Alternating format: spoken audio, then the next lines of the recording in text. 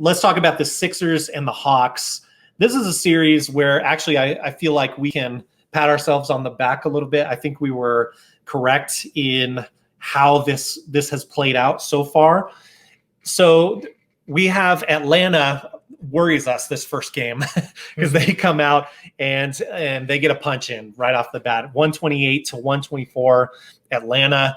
Surprisingly, the other thing that we talked about last week is Embiid has some sort of meniscus injury going on that he's going to have fixed in the offseason. But he's been effective, and he's been playing lots of minutes. So game one plays 38 minutes in a losing effort, but it's still pretty effective, has a good game. Atlanta just has too much, and too much Trae Young. Game two, what I said and what we agreed would probably happens, and Ben Simmons gets put on Trae Young, slows him down. Philadelphia wins game two, 118-102. Trae Young goes 6 for 16 from the field, shoots, that's 37.5% field goal percentage. Also goes 1 for 7 from 3-point attempts. Yeah, I can't do that. So Simmons is able to shut him down pretty much in game two. Game three, Trae Young gets his shooting touch back, but only takes 17 field goals. So still being disrupted, because I would think if you're Atlanta, you probably want Trae Young shooting about 20 to 25 times at least over the course of the game. Agreed. And so Philadelphia wins game three, 127-111. A little more, same amount of separation there. 16-point wins in both of those games for Philadelphia. Feels to me like I don't know that Atlanta has another level that they can go to beyond this. They are deep, they are talented, but I don't know if they have another guy on that roster. Like I don't know if John Collins can be enough of a secondary force to get past a situation where Trae Young might be struggling in this series. So we both picked Philadelphia in 5 games. Are you still feeling pretty strong about that? Yeah, for sure. Absolutely. Awesome.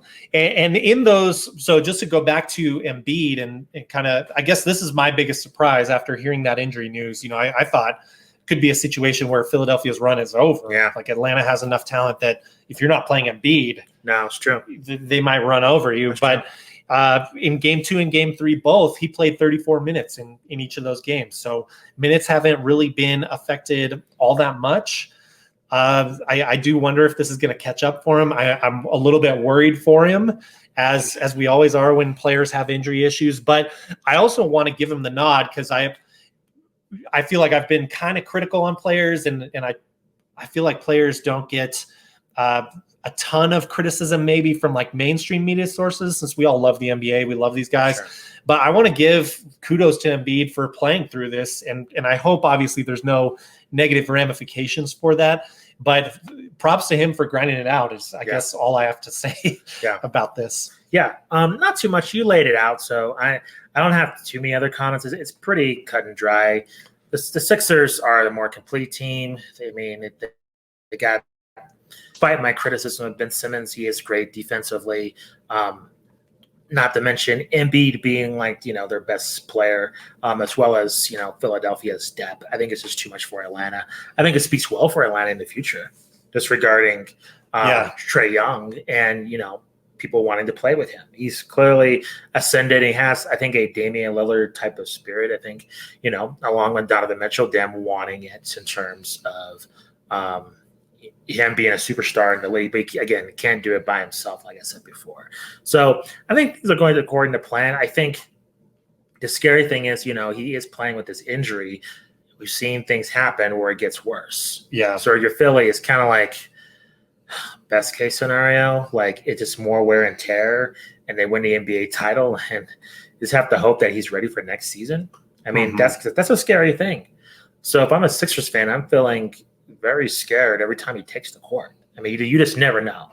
It was already that way anyway. Yeah, it was. And now we have it's worse. A potentially pretty serious injury mounting. It's a very catch-22 situation. You're damned if you do, damned if you don't. So in terms of playing them.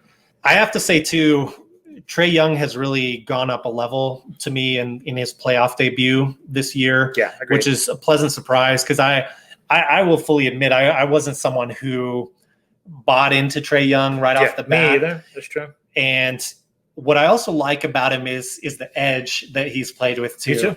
It's almost kind of reminds me of like a Kevin Garnett type vibe that we've talked about a lot on the podcast. Not playing style or anything like that, but just you love him if he's on your team. That's true. You probably hate him if you're playing against him. That's true. More so than other players. Like the bow that he did at the end of the Knicks series, that's stuff that you're a wrestling fan. Like you got to love a good heel in a wrestling fight. That's true. Same thing here in the NBA. And I feel like we lack heels in the NBA right now. Yeah.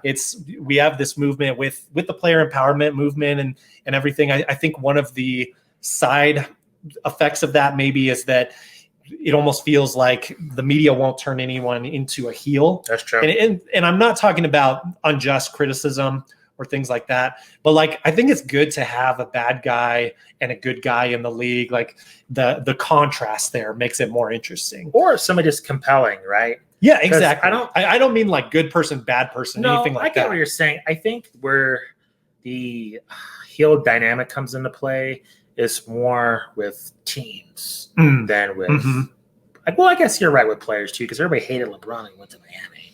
So I think you're right in that matter. With Trae Young, again, it's weird because like Atlanta's not like a small media market, but in the NBA it kind of is in terms, so some reason the media, they love, Boston, New York, LA. Those are Chicago. So if you imagine if he's playing for Chicago, New York, it'd be different instead of playing for Atlanta.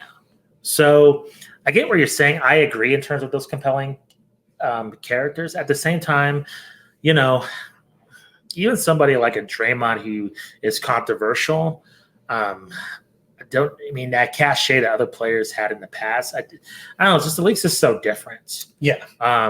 So I get what you're saying. I think that the question is for Trae if he wants to be on a larger stage or not.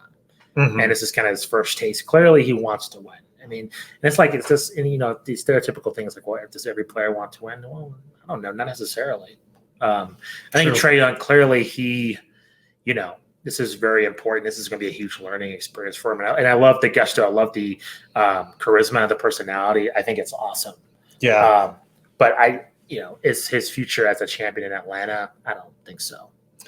Long-term wise. Yeah. Hard to say. I mean, that's never been a franchise that's been a world beater. No. Or free agency. Yeah. It really, honestly, has not been interesting since like Dominique Wilkins was in the league. But what I like is it feels like there's at least some sort of identity or culture there. Like we had so many years in the 2010s of, forgive me, I'm not trying to rip on these players, but we had that Joe Johnson, Al Horford, Josh Smith Atlanta team that was like run back every single time the playoffs. Always, somewhere like the 4 to 6 seed, even higher at times. You had that year with Kyle Korver where they went nuts and were a top 2 team, I believe.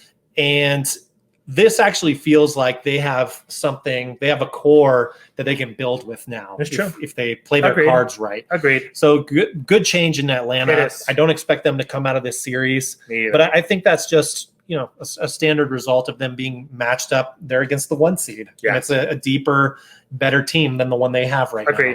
Trae Young needs more time under his belt, but I like what I'm seeing from them, I guess, is the main takeaway. Me too. It's good to see another Eastern Conference team be in a power position. So, and I think if they keep most of that roster together, which I don't know why they wouldn't, then easy to imagine that they could be a top 4 seed next year. I mean, they're the 5 seed this year. You'd expect them to be able in a normal, hopefully functioning season, they could make the rise. Yeah.